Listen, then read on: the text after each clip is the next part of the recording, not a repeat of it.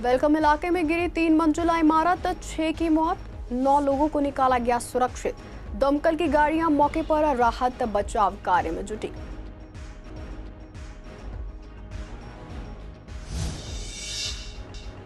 अप्सरा border से Shahdara flyover तक 7 पंडाल लगभग तैयार। सुरक्षा के लिए पुलिस और सिविल डिफेंस तैनात। 14 जुलाई से मुख्य भीड़ का आगमन होगा शुरू। कृष्णानगर विधानसभा क्षेत्र में बदली जाएगी सीवर लाइन। ज्ञान पार्क में नई सीवर लाइन की हुई शुरुआत। सीवर लाइन डालने से 150 से 200 घरों को मिलेगी राहत। दिलशाद गार्डन में अब ई रिक्शा से उठाया जाएगा कूड़ा। तंग गलियों में नहीं चलेगा ट्रक, ई रिक्शा देंगे समाधान। ई रिक्शा को हरी झंडी दिखाकर किया गया शुभारंभ।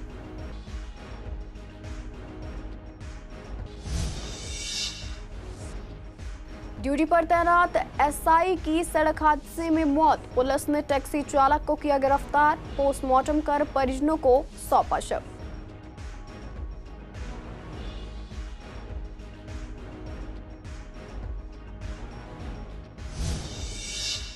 नमस्कार, आप देख रहे हैं सीसीएन डिजिटल। मैं हूं आपके साथ शिवानी तिवारी। स्वागत है आपका हमारे खास कार्यक्रम पूर्वी दिल्ली खास में। बुलेटिन की शुरुआत करते हैं कुछ खास खबरों के साथ। यमुना पार के नॉर्थ ईस्ट डिस्ट्रिक्ट के वेलकम इलाके में बड़ा हादसा हुआ। ईदगाह के पास गली नंबर 8 में एक 4 मंजिला मकान अचानक गिर गया। ये हादसा शनिवार सुबह करीब 7 बजे हुआ, जब लोग अपने काम में लगे हुए थे। इस मकान में 4 परिवार रहते थे। 3 एक ही परिवार के थे और 1 किराएदार का परिवार था। हादसा होते ही आसपास के लोगों ने तुरंत बचाव शुरू किया और 3 लोगों को जिंदा बाहर निकाल लिया गया। इसके बाद पुलिस को सूचना दी गई। पुलिस, एनडीआरएफ और फायर ब्रिगेड मौके पर पहुंच गई और राहत बचाव कार्य शुरू कर दिया गया, जो अभी भी जारी है। कुल मिलाकर 9 लोगों को जीवित रेस्क्यू कर लिया गया है, जिनमें से 8 को जगप्रवेश अस्पताल में भर्ती कराया गया है और 14 महीने के बच्चे को जीटीबी अस्पताल में रेफर किया गया है। हादसे में कुल 6 लोगों की मौत भी हो गई है। मौके पर दिल्ली सरकार के मंत्री कपिल मिश्रा भी पहुंचे। उन्होंने कहा कि पिछली सरकारों ने ध्यान नहीं दिया कि इतनी छोटी गलियों में बिना मंजूरी के 4 मंजिला मकान बन गए। उन्होंने प्रशासन पर भी सवाल उठाए और कार्रवाई की बात कही। शाहदरा नॉर्थ जोन के अध्यक्ष पुनीत शर्मा ने बताया कि गली बहुत छोटी होने के कारण मशीनें अंदर नहीं जा पा रही हैं और राहत कार्य मैनुअल ही करना पड़ रहा है। इलाके के विधायक जुबैर चौधरी ने कहा कि बीते 2 दिन से भारी बारिश और हल्के भूकंप के झटके से भी ये हादसा हुआ हो सकता है। संवाददाता ने मौके का जायजा लेते हुए देखा कि वहां कई ऐसे मकान बने हुए हैं जो तंग गलियों में 4 मंजिला खड़े हैं।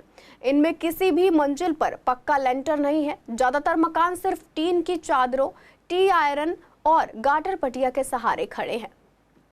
मैं ये बात कहना चाहता हूँ कि एक खास तरह के इलाकों में बिल्डिंग गिर रही है और भ्रष्टाचार का ऐसा गंदा खेल 10-15 साल दिल्ली में खेला गया है। किसी की भी कोई भी जगह पे अनऑथोराइज तरीके से, गलत तरीके से, इतना पतला वो लोहे की पटरी के ऊपर 4-4, 5-5, 6-6 मंजिल के मकान बने हुए हैं। निश्चित तौर पर एक के ऊपर एक ही, अभी जो बगल की इमारतें हैं इसका मलबा हटते रहते बगल की 2-3 इमारतों के गिरने की आशंका दिखाई दे रही है। तो भयानक वोट बैंक के कारण भयानक भ्रष्टाचार का गंदा खेल 10 साल में खेला गया और ये लोगों को मरने के लिए इस प्रकार के घरों में पैसे खाकर लोगों को रहने के लिए यहाँ पे जो गंदा खेल जिन लोगों ने खेला है, इन मौत के वो जिम्मेदार है। घटना है, बड़ी घटना है।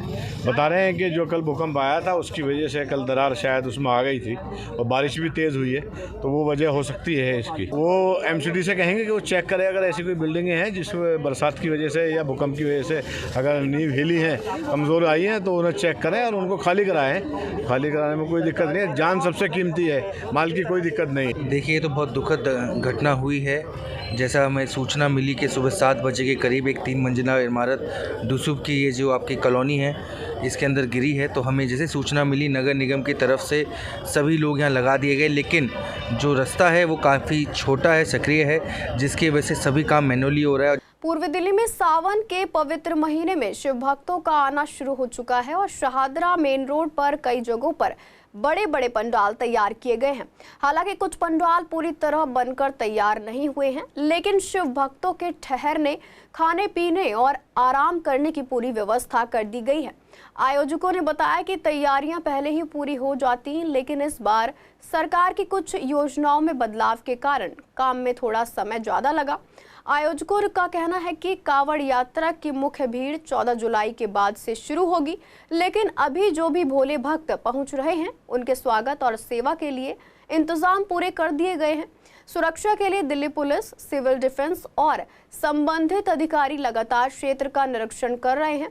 चूंकि ये इलाका जीटी रोड से लगा हुआ है, इसलिए ट्रैफिक के सही संचालन पर भी पूरा ध्यान रखा जा रहा है। दिल्ली पुलिस ने पैदल चलने वाले कांवड़ियों के लिए अलग रास्ते बनाए हैं ताकि ट्रैफिक जाम ना हो। आयोजकों और समिति के वॉलंटियर्स भी पुलिस के साथ मिलकर ट्रैफिक को कंट्रोल कर रहे हैं। फिर भी यात्रा के आखिरी दिनों में जब भक्तों की संख्या बढ़ती है तो कुछ देर के लिए रोड ब्लॉक होने की स्थिति बन जाती है। संवाददाता ने मौके का जायजा लिया तो पाया कि अप्सरा बॉर्डर से शहादरा फ्लाईओवर तक करीब 7 बड़े पंडाल तैयार हो चुके हैं और बाकी पंडाल अंतिम चरण में हैं। सरकार ने तो इस बार दिल्ली सरकार ने सारी व्यवस्थाएं चेंज कर दी हैं। थोड़ी सी उस व्यवस्था के मारे थोड़ी सी समस्याएं भी आई, जैसे कि हमें नया अकाउंट खोलना, संस्था को दोबारा से रजिस्ट्रेशन कराना और सारी फॉर्मेलिटी एक तरीके से पूरी नए तरीके से हुई है। ये थोड़ी सी दिक्कतें आई हैं, लेकिन दिल्ली गवर्नमेंट फिर भी सपोर्ट कर रही है। जो दिल्ली से बाहर वाले हैं वो यहाँ कम रुकते हैं। वो अभी कोशिश उनकी रहती है कि बिल्कुल जो उनके नियर बाई जो पास रह जाए, 20, 40, 50 किलोमीटर पहले रुक जाए, वो वहाँ से रुकना शुरू कर देते हैं। तो यहाँ पर कम रुकते हैं। यहाँ से जैसे 23 तारीख का अपनी शिवरात्रि है, 23 तारीख का जल है, तो यहाँ पर 19 तारीख से 18 तारीख से रुकना शुरू हो जाएंगे। दिल्ली पुलिस की तरफ से, ट्रैफिक पुलिस की तरफ से, सिविल डिफेंस की तरफ से और हमारे भी 40-50 हमारे ही वॉलंटियर रहते हैं पूरे कांवड़ में, और सिक्योरिटी गार्ड भी लगाते हैं, बाउंसर भी लगाते हैं हम, ताकि पूरी व्यवस्था बनी रहे कैंप के अंदर। जैसे कि मैं तो चाहता हूँ जितने ही पंडाल लगे हैं, 240 पंडाल मेरी नॉलेज में हैं, दिल्ली सरकार की तरफ से लग रहे हैं। लेकिन हमारी ये सोच रहती है, जो एक बार भोला आ गया, ये 24वां कैंप है हमारा। अभी ये सजा रहे हैं, अपना कैंप बना रहे हैं। अभी हम यहाँ पर आए हैं तो इन्होंने हमारे को खाना वाने की पूछी, फिर इन्होंने हमारे को खाना पीना खिलाया, पंखा वंखा लगाया सोने के लिए, मतलब सुविधा करी है इन्होंने हमारे लिए, भोलों के लिए। तैयारी ना होते भी इन्होंने आप लोगों को पूछा? हाँ, हम लोगों को पूछा इन्होंने। हमने तो बिना तैयारी के स्वागत अच्छा है, वहाँ से बिल्कुल बढ़िया कर रखा सिस्टम। वहीं से आ रहे हैं, अपना आगे पीछे सुविधा नहीं थी, अपने यहाँ के जो सुविधा मिल रही है, अच्छी सुविधा मिल रही है। दिल्ली में एंट्री के बाद बढ़िया व्यवस्था है, रोड पे रस्सी लगा रखी है, भोलों के लिए रास्ता बना रखा है, बढ़िया ठीक है। अभी पूरी व्यवस्था हुई नहीं है, काम चल रहा है अभी कैंपों का। हाँ, दिल्ली में आ चुके हैं, हमारे को खाना पीना मिला शिविर में, और भी शिविर है अभी चालू हो रहे हैं, स्टार्टिंग हो रहे हैं। उसके बाद हमारे को जो सुविधा है वो सब भोलों को मिल रही है। फिलहाल मैं जिस जगह मौजूद हूँ, ये जीटी शहादरा मेन रोड बताया जा रहा है कि आपको बता दें, ये मेरे पीछे से जो ट्रैफिक आ रहा है वो सीधा अप्सरा बॉर्डर की ओर से आ रहा है, जो बताया जाता है कि मेन रास्ता है। और आप देख सकते हैं कि ट्रैफिक को संचालन और भोलों की जो शिव भक्त कांवड़ लेके आने वाले हैं उनकी व्यवस्था पूरी कर ली गई है। दिल्ली पुलिस के द्वारा अलग से चलने के लिए बैरिकेडिंग की गई है। आप देख सकते हैं कि रस्सियों द्वारा अलग से एक भोलों के लिए पैदल चलाने के लिए रास्ता बनाया गया है। फिलहाल अभी शिविर पूरी तरह से तैयार नहीं, लेकिन भोलों का आगमन हो चुका है दिल्ली के अंदर। आप देख सकते हैं किस तरह से कि जो अभी शिविर लग रहे हैं, लेकिन भोलों की स्वागत के लिए जो यहाँ की समितियाँ हैं उन्होंने व्यवस्थाएं बनाई हैं। बता रहे, जब हमने उनसे बात की तो उन्होंने बताया कि अभी तैयारी पूरी नहीं है, लेकिन हमने यहाँ रुकना चाहा तो हमें रुकवाया गया, खाने की व्यवस्था भी की गई, साथ ही साथ रेस्ट करने के लिए उनके लिए तख्त लगाए गए, पंखे लगाए गए हैं।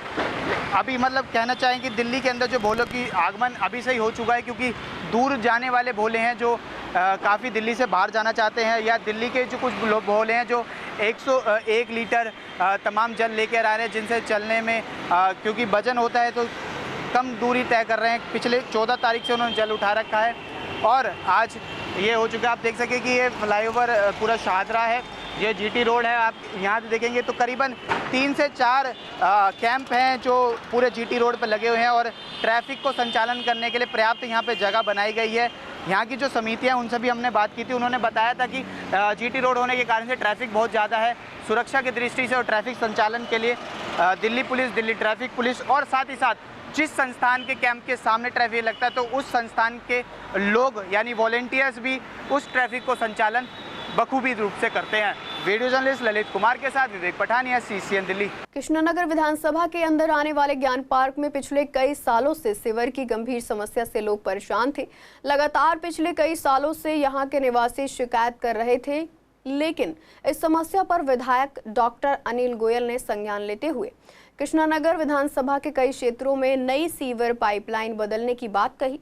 उन्होंने कहा कि दिल्ली की CM रेखा गुप्ता और PM नरेंद्र मोदी के नेतृत्व में हमारा संकल्प है कि अगले 5 सालों में कृष्णनगर की सभी पुरानी सीवर लाइनों को बदला जाएगा, पानी की पाइपलाइनों का नवीनीकरण किया जाएगा और क्षेत्र की सभी जर्जर सड़कों का पुनः निर्माण किया जाएगा।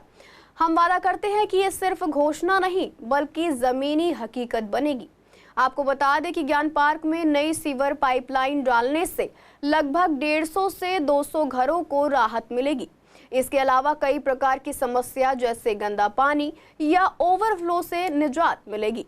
इस महत्वपूर्ण अवसर पर मंडल अध्यक्ष कपिल राणा, महामंत्री सौम्या अग्रवाल, समिति अध्यक्ष दीपक और ज्ञान पार्क के काफी स्थानीय लोग मौजूद रहे। सीमापुरी विधानसभा स्थित दिलशाद गार्डन वार्ड 219 की तंग गलियों से अब कूड़ा उठाने के लिए 6 नए ई-रिक्शा को सेवा में शामिल किया गया है। इन ई-रिक्शाओं का शुभारंभ शाहदरा नॉर्थ जोन के डिप्टी चेयरमैन मुकेश बंसल ने DDA मार्केट दिलशाद गार्डन में फीता काटकर और हरी झंडी दिखाकर किया। इस मौके पर वार्ड के पार्षद वीर सिंह पवार और बड़ी संख्या में स्थानीय लोग मौजूद थे। मुकेश बंसल ने बताया कि पहले कूड़ा उठाने के लिए ट्रक और टिपर का इस्तेमाल होता था, लेकिन तंग गलियों में ये संभव नहीं था। अब ई रिक्शा को मॉडिफाई करके टिपर की तरह बनाया गया है, जिससे गीला और सूखा कूड़ा अलग अलग उठाया जा सकेगा। निगम पार्षद वीर सिंह पवार ने कहा कि लंबे समय से इस सुविधा की मांग की जा रही थी। अब इससे इलाके को साफ और स्वच्छ रखने में मदद मिलेगी। भविष्य में और भी ई रिक्शा जोड़े जाएंगे। क्षेत्र के लिए बहुत जरूरी था, क्योंकि जहाँ पतली पतली गलियां हैं वहाँ बड़े टिपर नहीं पहुँच पाते हैं। पब्लिक को चाहिए सफाई और हमको चाहिए उस साधन।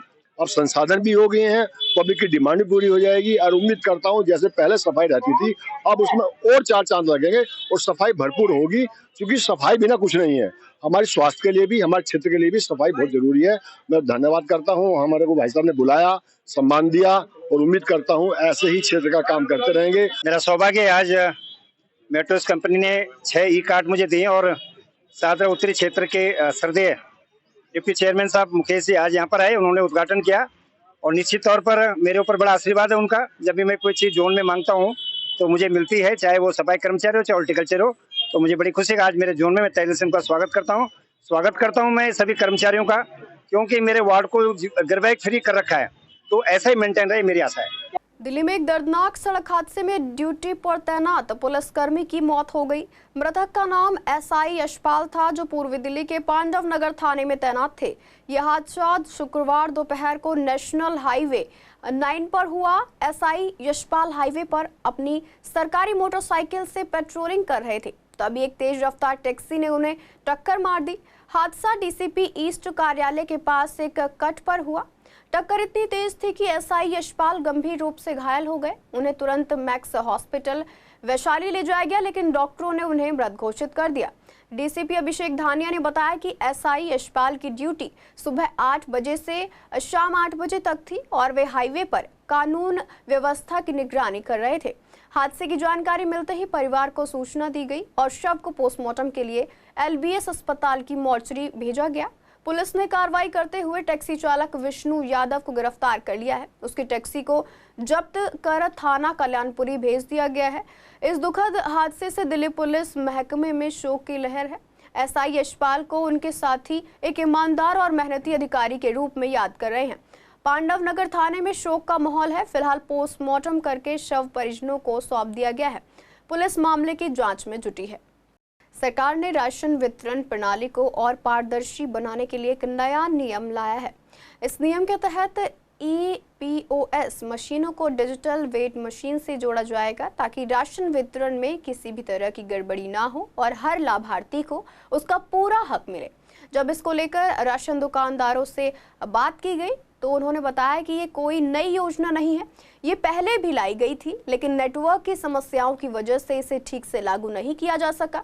अभी भी बहुत सी जगहों पर सिर्फ डिजिटल तरीके से ही राशन वितरण हो रहा है, जिसमें पारदर्शिता बनी हुई है और चोरी की कोई संभावना नहीं है, क्योंकि पूरा सिस्टम ऑनलाइन है। हालांकि दुकानदारों का कहना है कि अगर सरकार वाकई EPOS मशीन को वेट मशीन से जोड़ना चाहती है तो पहले नेटवर्क की समस्या को दूर करना होगा।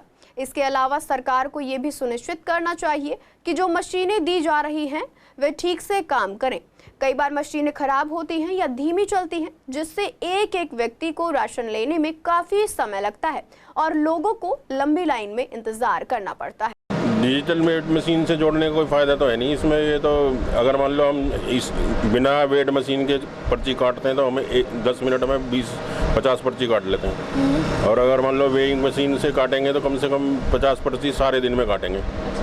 उससे टाइम का भी वो है और ग्राहक भी परेशान होगा, गर्मी का मौसम है, सारे यहाँ खड़े ही रहेंगे, उससे कोई फ़ायदा तो है नहीं। हम कोई मतलब एक तो ऐसा है कि आजकल ग्राहक इतने बेवकूफ़ तो है नहीं कि जो कम ले जाएंगे, सारे जो तोल के अपनी आंखों के सामने। हमारे पास भी जो इलेक्ट्रिक कांटे ही लगे हुए हैं, कोई वैसे कांटे तो है नहीं, अब तो ख़त्म ही हो गए वैसे जो तराजू वाले थे। तो जो इलेक्ट्रिक कांटे उससे जो है रीडिंग करके अपने हिसाब से ले जाते हैं, कोई वैसे तो कोई है नहीं। EPOS क्या होता है? EPOS ये मशीन होती है, ठीक है। इससे जो है उससे कनेक्टिविटी कर देंगे ब्लूटूथ के थ्रू। तो एक बार में हम गेहूँ उसकी पूरी करेंगे और एक बार में फिर वो पूरी हो जाएगी, फिर आगे बढ़ेंगे तो फिर चावल करेंगे। 1 ग्राम पे भी वो अगर उसमें वो हवा जो चलती है पंखे से, वो उससे भी जो वो करता है, वेट ले लेता है, तो उसमें जो है घंटों लग जाएंगे। मशीन में बैलेंस भी नहीं आएगा, नेटवर्क काम नहीं करता है, सर्वर काम नहीं करता है, ग्राहक कितनी देर खड़ा रहेगा। तो पहले इस तरीके की स्कीम आई है? अभी तक तो कोई स्कीम नहीं थी। शुरू से जब स्कीम जब लागू रहे सक्सेसफुल हो तब तो चले, भी स्कीम जब सक्सेसफुल ही नहीं तो चलेगी कहाँ से। तो इसको डिजिटल जो वेट मशीन से कनेक्ट कैसे किया जाता है, क्या फ़ायदा मिलता है इससे? इसका फ़ायदा तो कुछ भी नहीं है। अगर मशीन इनका मेंटेनेंस सर्विस जो सही से चलेगा तब तो कोई चीज़ सही से काम प्रॉपर काम कर ही नहीं रही है तो फिर कैसे काम चलेगा। हमारा तो जितना मिला है उतना हम सही ले जा रहे हैं। अब तो हम आटे की बोरी उठा रहे हैं। अच्छा, हाँ, गेहूँ नहीं ले रहे। हाँ। कभी लगता है ग्राहकों की कम राशन मिला है? नहीं, हमें नहीं लगा भाई ऐसे। राशन पूरा मिलता है? पूरा मिल रहा। कैसी रहती है राशन की? सही रहती है, जिस हिसाब से राशन का उस हिसाब से सही आ रहा राशन। दिल्ली में फर्जी आधार कार्ड बनाने के मामले लगातार सामने आ रहे हैं, जिससे लोगों में डर बना हुआ है। हाल ही में बड़ी संख्या में अवैध प्रवासियों के पकड़े जाने से ये साफ हो गया है कि फर्जी तरीके से आधार कार्ड बनाए जा रहे हैं। इसको लेकर LGV सक्सेना ने अधिकारियों को आदेश दिया है कि आधार पंजीकरण प्रक्रिया को और सख्त किया जाए ताकि कोई गलत आदमी आसानी से आधार कार्ड ना बनवा सके। जब इस मुद्दे पर पूर्वी दिल्ली के लोगों से बात की गई तो उन्होंने कहा कि सरकार का ये कदम सही है, क्योंकि आजकल कई जगह पैसों के लालच में फर्जी आधार कार्ड बना दिए जाते हैं। लोगों ने कहा कि एक आम आदमी को आधार कार्ड बनवाने में कई बार 25 से 30 दिन लग जाते हैं, तो वहीं कुछ लोग पैसे देकर चंद घंटों में फर्जी आधार कार्ड बनवा लेते हैं। इससे सुरक्षा पर भी खतरा होता है। पहले तो आधार वालों को ही पकड़ो। आधार तो आधार की जगह जहां आधार बनता है वहीं से बन सकता है, वैसे तो कहीं से बन नहीं सकता कि अलग से कोई बना के दे रहा हो। लेकिन जब एक चीज़ आप सोचिए कि पब्लिक को आधार कार्ड बनाने के लिए इतनी समस्याओं का समाधान करना पड़ता है, कितनी बार धक्के खाने पड़ते हैं, वहाँ पे फिंगरप्रिंट नहीं मिल रहा तो आइरिस नहीं मिल रहा, तो इस तरीके का प्रॉब्लम हमेशा वहाँ पे देखा जाता है। तो जब ऐसी जगह पे आम पब्लिक के लिए इतना सारा है तो पैसे दे के ये सब कुछ क्लियर कैसे हो जाता है? मेरे तो ये समझ में नहीं आ रहा। डॉक्यूमेंट कैसे पूरे कर दिए जाते हैं, किस आधार पर उनका डॉक्यूमेंट बनाया जाता है? तो अब अगर मान लो गवर्नमेंट ढूंढ ही रही है इन चीज़ों को कि इनको कौन बना रहा है, कौन कर रहा है, तो उनका अंगूठा लगवा के सबका देख लो ना, कि जिसका जेन्युइन बना होगा उनका रिकॉर्ड में आ जाएगा, नहीं जेन्युइन बना होगा नहीं रिकॉर्ड में आएगा। लेकिन कर तो रहा है डिपार्टमेंट ही कर रहा है। तो आधार कार्ड वैसे तो एक नंबर इशू होता है, उसमें सारी सबकी डिटेल होती है आधार कार्ड बनाते टाइम में। तो ये तो गवर्नमेंट को देखना चाहिए भी एक आधार कार्ड के बाद दूसरा आधार कार्ड तो किसी का बन ही नहीं पाता। जब भी हम जाते हैं तो नकली कैसे बन जाते हैं, तो इसका मतलब किसी की मिली भगत से बन रहे हैं। ये गवर्नमेंट बना रही है डुप्लीकेट दो कार्ड, किसी का अपने गांव देहातों में बना हुआ, शहर में भी आके दूसरा बना रहे हैं, वो तो बहुत गलत है। फिर आधार का हमारा लिंक क्या रह गया? आधार से हर चीज़ को लिंक कर रहे हैं, हर चीज़ को भाई उसको तो कागजों की पूर्ति करने में मुश्किल हो जाती है। और वैसे जो ऐसे हेरा फेरी से बना के नकली कैसे बना रहे हैं, इसका मतलब नकली कार्ड बना रहे हैं वो। देखिए, हम देख रहे हैं कि पिछले काफ़ी दिन से जो काम गवर्नमेंट को करना चाहिए वो काम गवर्नमेंट ने करके कुछ प्राइवेट लोगों को उस तरह के लाइसेंस दे दिए गए हैं कि वो अपना आधार कार्ड बनवा सकें उनसे। यहाँ गवर्नमेंट की बड़ी भारी कमी है। आधार कार्ड एक ऐसा विषय है कि ये आधार कार्ड उन्हीं लोगों को मिलना चाहिए जो इसके वाकई हकदार हैं। तो उसमें प्राइवेट वाले कुछ ऊपर नीचे करके कुछ दस्तावेज उल्टे सीधे पेश करके और आधार कार्ड बना देते हैं, जिससे बड़ा देश को नुकसान होने की उम्मीद है। क्योंकि हम आधार कार्ड से ही और बहुत सारे डॉक्यूमेंट्स बनते हैं, यहाँ तक है कि पासपोर्ट भी आधार कार्ड से बन जाता है। तो इसको गवर्नमेंट को अपने हाथों में रखना चाहिए बजाय प्राइवेट को देने की। बड़ा सेंसिटिव इशू है। बाहर से जो लोग अवैध तरीके से आ रहे हैं, बांग्लादेश से या और देशों से, वो आके दिल्ली के अंदर पता नहीं किस तरीके से जो हमारे जो आधार कार्ड की जो प्रक्रिया है उसमें कहीं ना कहीं कमी है।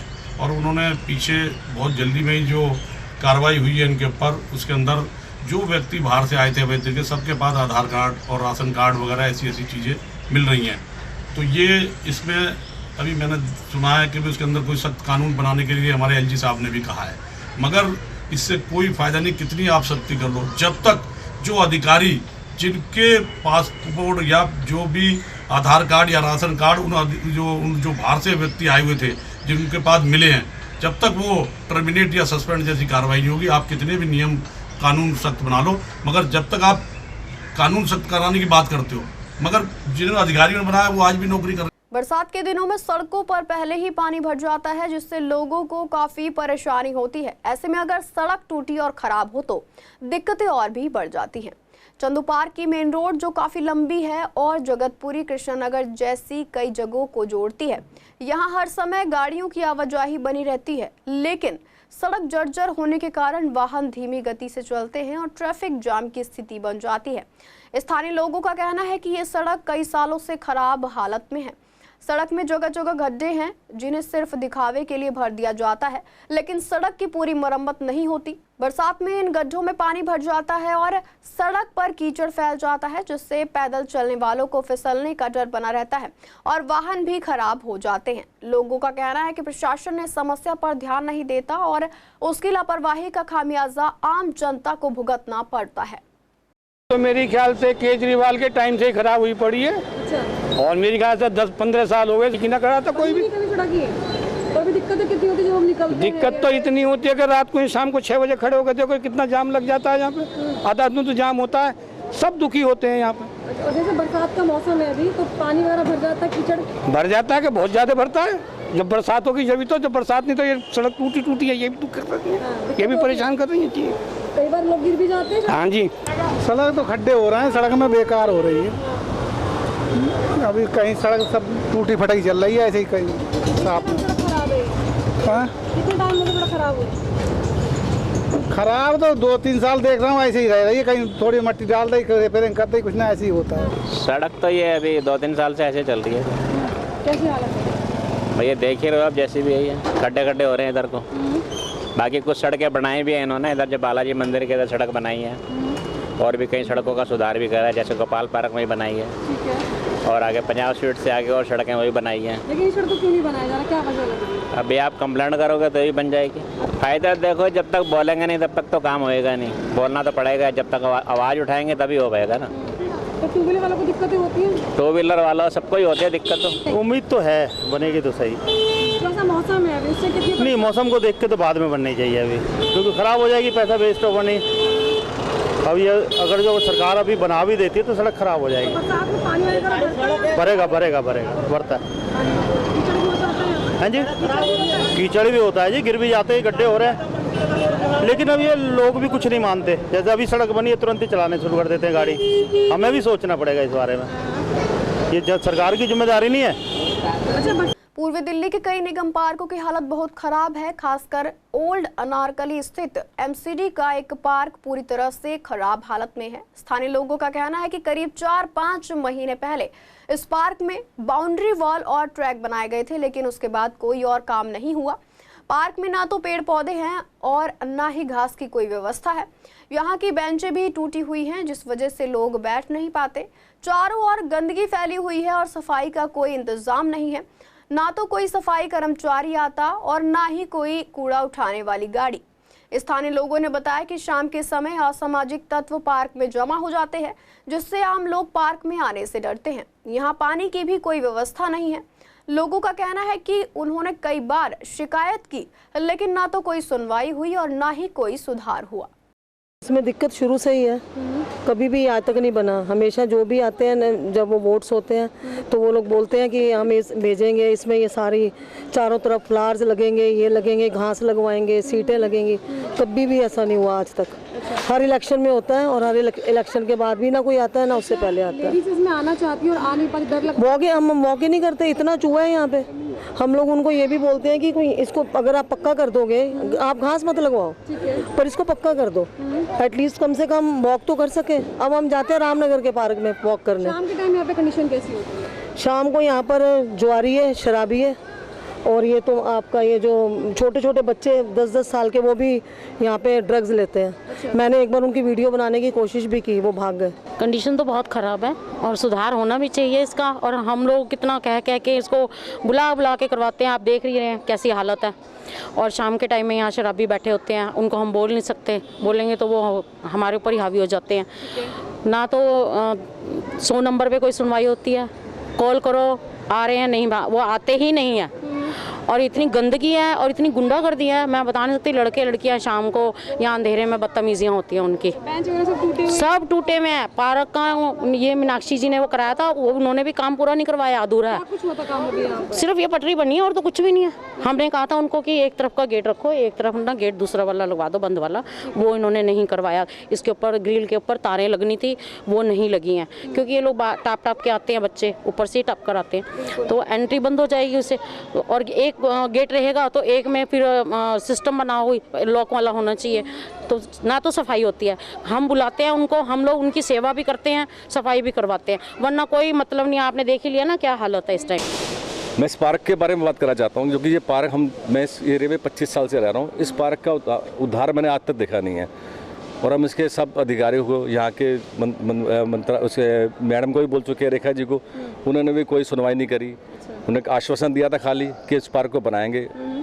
मुझे लगता है आज तक इस पार्क का कोई उदाहरण, खाली बाउंड्री बना के चले गए हैं, जो कि पार्क का मेन काम होता है। इसमें घास और मिट्टी डालना और इसका रखरखाव करना। ना कोई यहाँ पर इसका कोई माली है। माली तो छोड़िए, पहले घास तो लगे इसमें। जी। मेरा मानना है इस पार्क पर कोई ध्यान नहीं दिया जा रहा, ना इस पार्क को कोई इन्होंने नक्शे में लाया गया है। यहाँ पार्क का तो कोई ध्यान ही नहीं देता, जो भी आता है बेकार कूड़ा करके डाल के चले जाता है, कोई ठीक करता ही नहीं है यहाँ पे। अभी क्या समस्या है यहाँ पे? समस्या क्या है, यहाँ बच्चे, लड़कियाँ और बच्चे यहाँ बैठे रहते हैं सारा दिन, क्या करे हुए इनके लिए, इनका कोई देख रेख करता ही नहीं। बहुत ज़्यादा गंदगी पार्क में। क्या ये तो कुछ बना ही नहीं है अभी, कुछ नजर ही नहीं आता। हाँ, ना कुछ है। इसको थोड़ा रेनोवेशन वगैरह अच्छा हो जाए तो और थोड़ा अच्छा लगे यहाँ पे बैठने उठने के लिए भी। चाहते हैं कि पार्क डेवलप हो और लोग यहाँ पे वॉक कर सकें। और नहीं तो क्या मैम, यहाँ कहीं घूमने का ही नहीं है। कुछ औरतें आती हैं, बस यहाँ इतना गंदगी रहती है कि कोई यूज़ करने मतलब आने की इच्छा ही नहीं करती किसी की। क्या कुछ होना चाहिए पार्क में? जब हम सोचते हैं तो क्या माइंड में आता है, क्या होना चाहिए पार्क में? थोड़ी सिस्टम मतलब मिट्टी थोड़ी अच्छी से हो जाए, बैठने उठने के लिए हो जाए। पूर्वी दिल्ली के निजी स्कूल में उच्च सम्मान पुरस्कार समारोह का आयोजन हुआ, जिसमें दिल्ली सरकार के शिक्षा मंत्री आशीष सूद ने मेधावी छात्रों को सम्मानित किया। मंत्री सूद ने कहा कि उन्हें इन होनहार छात्रों को सम्मानित करने का अवसर पाकर गर्व महसूस हो रहा है। उन्होंने कहा कि इन युवाओं की मेहनत, अनुशासन और समर्पण देखकर ये विश्वास होता है कि देश का भविष्य उज्जवल है। मंत्री सूद ने पीएम नरेंद्र मोदी के नेतृत्व की सराहना करते हुए कहा कि केंद्र सरकार लगातार ऐसे छात्रों को आगे बढ़ाने के प्रयास कर रही है ताकि वे राष्ट्र निर्माण में महत्वपूर्ण भूमिका निभा सके। उन्होंने अपने भाषण में सबका साथ सबका विकास की भावना को शिक्षा से जोड़ते हुए कहा कि जब समाज का हर वर्ग साथ आता है तो शिक्षा का स्तर और बेहतर होता है। सूद ने विवेकानंद स्कूल की तारीफ करते हुए कहा कि इन स्कूलों के छात्र हर साल आईआईटी और नीट जैसी परीक्षाओं में शानदार प्रदर्शन कर रहे हैं। उन्होंने शिक्षकों और स्कूल प्रशासन की भी सराहना की और कहा कि सरकार ऐसे स्कूलों को हर संभव सहायता देगी। छात्र और उनके पेरेंट्स पुरस्कार पाकर बहुत खुश नजर आए और शिक्षा मंत्री का धन्यवाद किया। सबकी जिम्मेदारी है कि दिल्ली के बच्चों को अच्छी शिक्षा दें, उनको अच्छा मार्ग दिखाएं। और विवेकानंद जी के नाम पर चलने वाले स्कूल ने जिस प्रकार से विवेकानंद जी के आदर्शों पर चलने का प्रयास किया है, मैं उनका साधुवाद देता हूँ। अनेक बच्चे, लगभग 15 बच्चे हर वर्ष यहाँ से IIT और नीट की परीक्षा पास करके एक्सीलेंट रिजल्ट्स के साथ जाते हैं। मैं विवेकानंद जी के नाम पर चलने वाले इस प्रतिष्ठान को साधुवाद देता हूँ, बधाई देता हूँ और दिल्ली के एजुकेशन लैंडस्केप में ऐसे विद्यालयों की जो कंट्रीब्यूशन है उसको भी धन्यवाद करता हूं। फिलहाल के लिए पूर्वी दिल्ली खास में इतना ही। ऐसी तमाम अपडेट्स के लिए बने रहिए CCN डिजिटल के साथ।